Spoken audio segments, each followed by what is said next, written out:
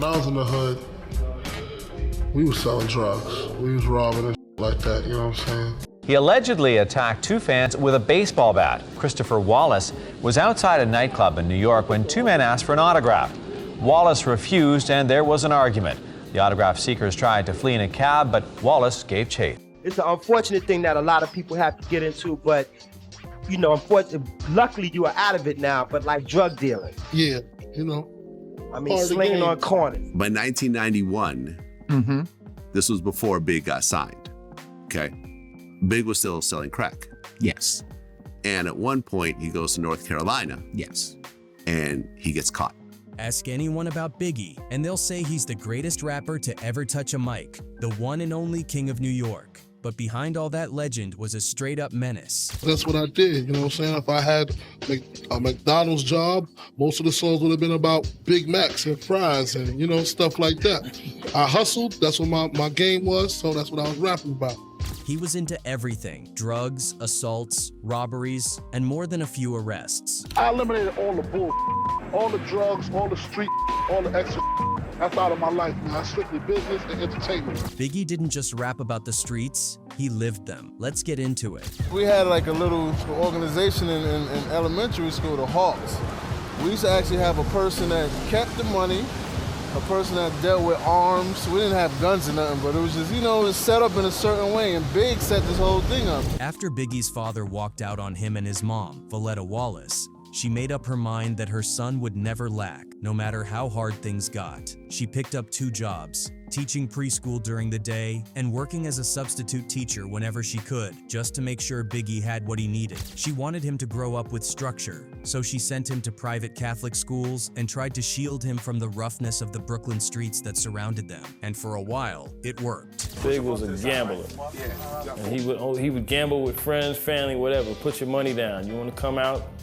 Let's go. Big will go get a room somewhere. Biggie was actually a bright student, sharp, funny, and quick with words. He even won awards in school, but the streets had their own kind of pull. She waking up to go to work in the morning, I'm still on the corner, still trying to finish my little bit of drugs.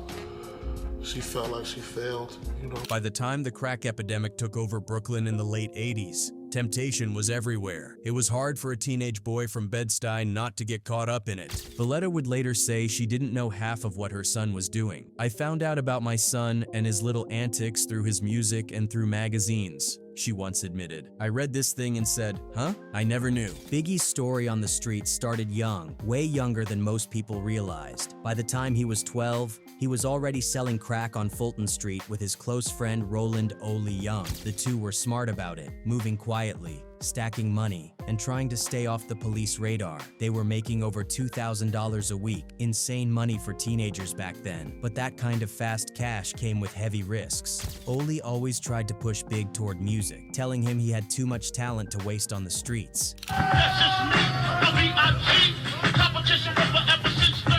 But Biggie wasn't ready to give up the streets just yet. In 1989, at 17, he caught his first real charge, a felony weapons possession. He got 5 years probation, which might have been a wake-up call for someone else. But for Big, it barely slowed him down. The money was too good, and he was too deep in the game to stop. A year later, in 1990, he got picked up again, this time for violating that same probation. Still, it didn't shake him. By then, hustling had become second nature. By 1991, Biggie had started thinking bigger. He took his operation down south to North Carolina, specifically Raleigh, where the prices for crack were way higher than in New York. He'd move back and forth between Brooklyn and Raleigh, flipping product for 4 times the profit. But that expansion came with new risks, and eventually, it caught up to him. He got arrested again, this time on serious drug charges, and ended up spending 9 months locked up. By 1991, this was before Big got signed, okay? Big was still selling crack. Yes. And at one point, he goes to North Carolina. Yes. And he gets caught. Funny enough, that stint in jail ended up changing his life completely. While he was down there, he met DJ Mr. C and DJ 50 Grand, two people who saw something special in him beyond the hustler image. After he got out, 50 Grand convinced him to record a demo. They called it Microphone Murderer. It was raw, gritty, and pure Brooklyn. The tape made its way to Sean Puffy Combs at Uptown Records, who couldn't ignore what he heard. Puffy signed him not long after. after he gets out from doing the 9 months, he puts together a demo. Mr. C gets a hold of that demo. Yeah. Puffy sees the article, gets a hold of the tape, and then signs Biggie to Uptown Records. What made that moment wild was that Biggie was still technically in the streets, still moving weight, still fighting his drug case. 1 foot in the game, 1 foot in the studio. But the timing couldn't have been more perfect. His music started taking off just as his street life was closing in. By the summer of 1995, Biggie was already a superstar. Ready to Die had taken him from the corner of Fulton Street to the top of the rap game. He was selling out shows, making money, and living large. But he was also still quick to react when he felt disrespected, and that short fuse would get him into one of the messiest legal situations of his career. It all started with a show that was supposed to happen in Camden, New Jersey. Biggie had been booked to perform, but somewhere along the line, the concert promoter pulled the plug. Maybe ticket sales were low, maybe there was some mix-up with payments. Whatever the reason, the promoter canceled the event and refused to pay Biggie his full appearance fee. For Big, that was disrespect of the highest order. So, when he crossed paths with that promoter again, things went left real fast. Big confronted him about the canceled show, demanding his payment. The promoter tried to explain, but Big wasn't having it. The argument heated up, voices rose, and before long, fists were flying. Biggie hit him hard, so hard in fact, that he broke the man's jaw. And it didn't stop there. While the promoter was down, Biggie took his stuff, his jewelry, his pager, and even his mobile phone. Back then, a portable cell phone was a luxury, worth close to $1,000. It wasn't just a scuffle anymore, it was a robbery. The authorities saw it that way too. Prosecutors didn't treat it like a simple street fight or a small-time theft. They charged Biggie with robbery and aggravated assault, labeling it a violent crime since he'd used force to take the man's belongings. There were even whispers that it was an armed robbery, though no real evidence ever showed he had a weapon. The fists alone had done enough damage. What made it all worse was that Big didn't stick around. After the altercation, he went on performing like nothing had happened, until a warrant was issued for his arrest. He was later picked up in Pennsylvania after a show in Glen Mills. In the end, the criminal case didn't fully stick. The robbery charges were eventually dismissed,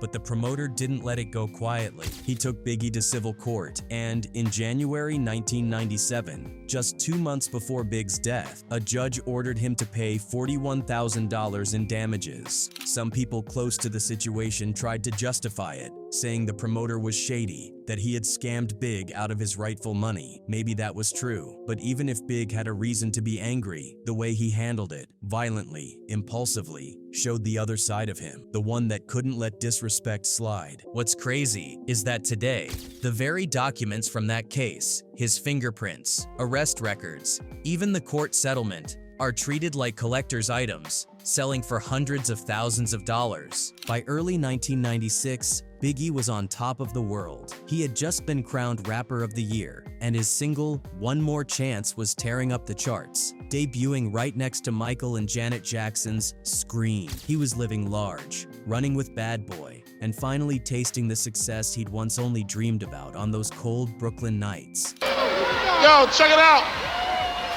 I want to give a shout out to my borough. Brooklyn is up in here, representing. But for all his fame and fortune, Biggie still carried that Bed-Stuy edge. The streets were in him too deep to just disappear, and one wild night at the Palladium in Manhattan showed that all too clearly. It was the early hours of March 23, 1996. The Palladium was still buzzing from a show that had wrapped not long before. Faith Evans, Biggie's wife at the time, had just finished performing. Biggie was outside the club, chilling with his crew and his closest friend, D-Rock Butler, when two young fans came up to him. They just wanted autographs, nothing more. But something in the air turned tense real fast. Words got exchanged, tempers flared, and it stopped being about autographs. The fans, realizing things were getting heated, jumped into a taxi and tried to make a clean exit, but Big wasn't letting it go that easily. He and D-Rock got into their own car and followed the cab through the streets of Manhattan. When the taxi stopped at a red light near Union Square, Biggie jumped out with a baseball bat in hand. He went straight for the taxi, swinging hard, smashing the windows one after another. The singer, whose real name is Christopher Wallace, was outside a nightclub in New York when two men asked for an autograph. Wallace refused and there was an argument.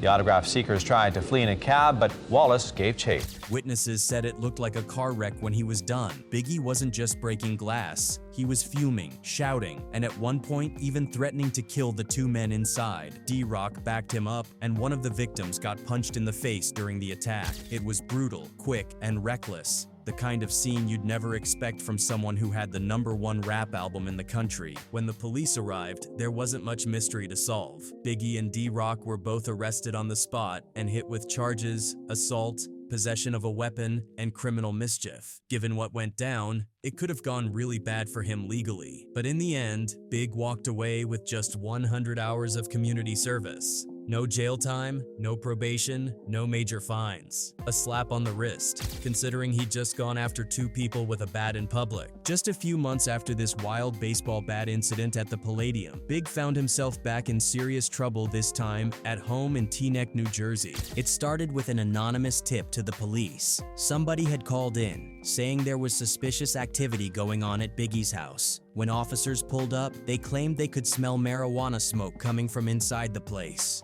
That was all they needed to get a search warrant. Before Biggie even knew what was happening, cops were at his door with papers in hand, ready to tear through his home. What they found shocked a lot of people. This wasn't just a few joints and some loud music. It looked more like a mini armory. Police discovered several automatic weapons, including a rifle with its serial number scratched off, which made it a federal crime on its own. On top of that, there were around 50 grams of weed and a handful of people inside the house, most of them part of Biggie's inner circle. We used to come to the house and have guns on us.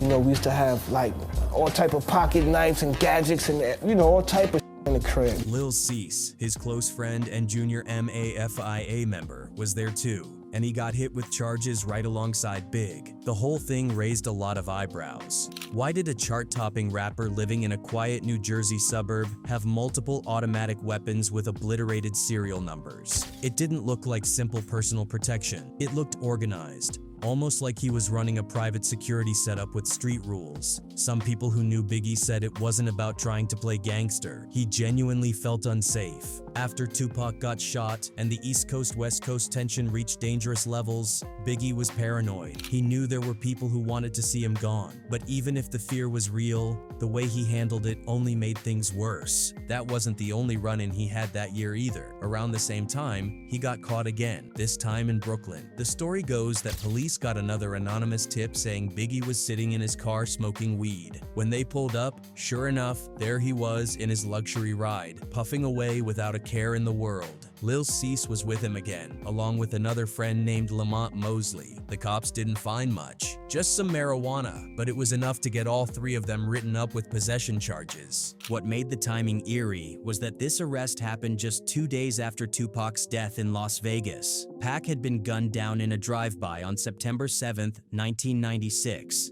And emotions in the hip-hop world were at an all-time high. Trouble-plagued rapper and actor Tupac Shakur is dead at the age of 25, just about a week after sustaining 4 bullet wounds last Saturday night in Las Vegas. Biggie's arrest right after that felt strange to a lot of people, especially since conspiracy theories were already flying about who was responsible for Pac's murder. Even though the weed bust was small and he was released shortly after, the moment added more fuel to the rumors and tension surrounding Biggie's name. Now, what really set Biggie apart from a lot of rappers who came after him wasn't just his flow or storytelling, it was how brutally honest he was about his own crimes. He didn't just rap about the streets like an outsider, he documented his life in them, almost like a confession. That's what I did, you know what I'm saying? If I had a McDonald's job, most of the songs would have been about Big Macs and fries and, you know, stuff like that. I hustled, that's what my game was, so that's what I was rapping about.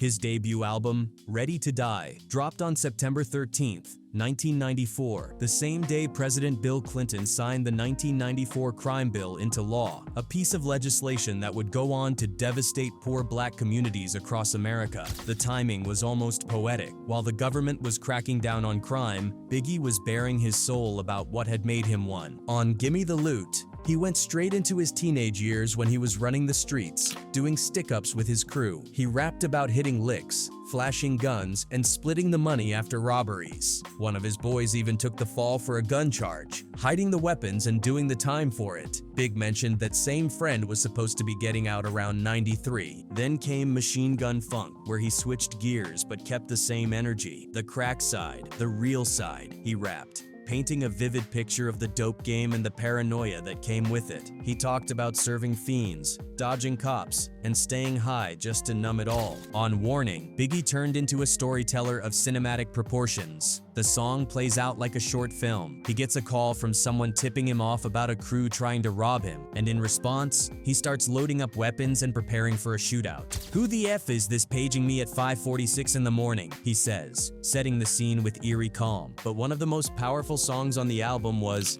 Things Done Changed. Here, Biggie stepped back and reflected on what led him down that path in the first place. "If I wasn't in the rap game, I'd probably have a key, knee-deep in the crack game," he rapped. "Because the streets is a short stop. Either you're slinging crack rock or you got a wicked jump shot." Those bars were painfully true. In the Brooklyn of the 1980s and early 90s, options for young black men were limited. The system didn't offer many ways out, so the streets became the only employer that paid. And then, at the very end of the album, Biggie dropped Idle Thoughts. It's one of the darkest, most haunting closers in rap history. The whole song is a phone call between Biggie and Puffy, where Big admits he's done too much dirt to ever find peace. "Crime after crime, from drugs to extortion," he says. "I know my mother wished she got a effing abortion. I wonder if I died, would tears come to her eyes?" Another thing that really stands out about Biggie's criminal path is how the system seemed to bend differently for him compared to most people in his situation. Despite serious offenses, armed assaults, drug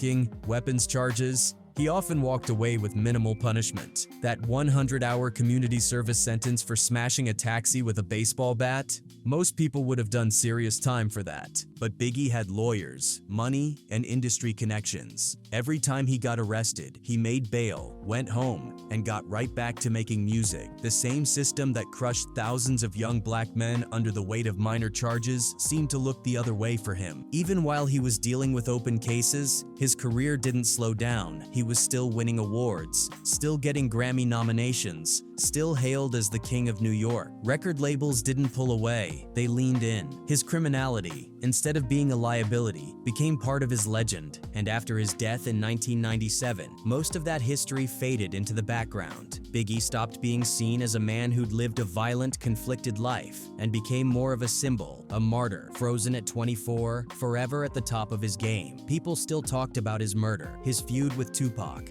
his music, but rarely about his crimes. Unlike Tupac, whose rap sheet became part of his myth, Biggie's past got swallowed up by his legacy.